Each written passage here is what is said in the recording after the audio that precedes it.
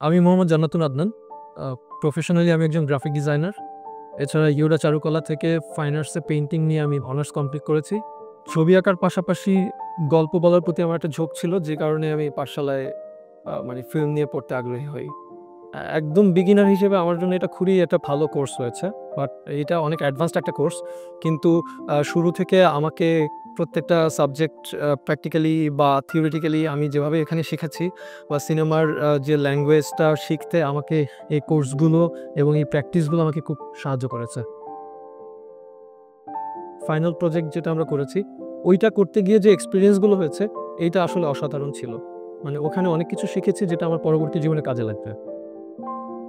এখানকার শিক্ষকরা সবাই খুবই হেল্পফুল। প্রত্যেকেই তার জায়গা থেকে যথেষ্ট সাহায্য করেছে। যেই জিনিসগুলো বুঝতে সমস্যা হয়েছে বারবার তাদেরকে বিরক্ত করেছেন। তারা কখনোই বিরক্তি প্রকাশ করেননি, বরং আগ্রহের সঙ্গে আমাকে সাহায্য করেছেন যাতে আমি শিখতে পারি। পাঠশালার পরিবেশ খুবই ভালো। আমি আ অনেকগুলো ইনস্টিটিউটে পড়াশোনা করেছি ছোটবেলা থেকে।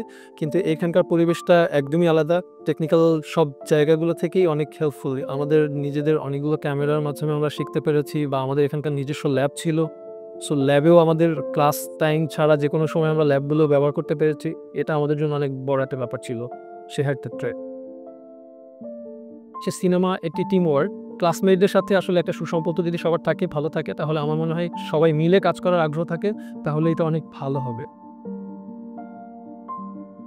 আমি আমার পুরো পাঠশালার জার্নিটাকে যদি একটি শব্দে বলতে চাই, অসাধারণ।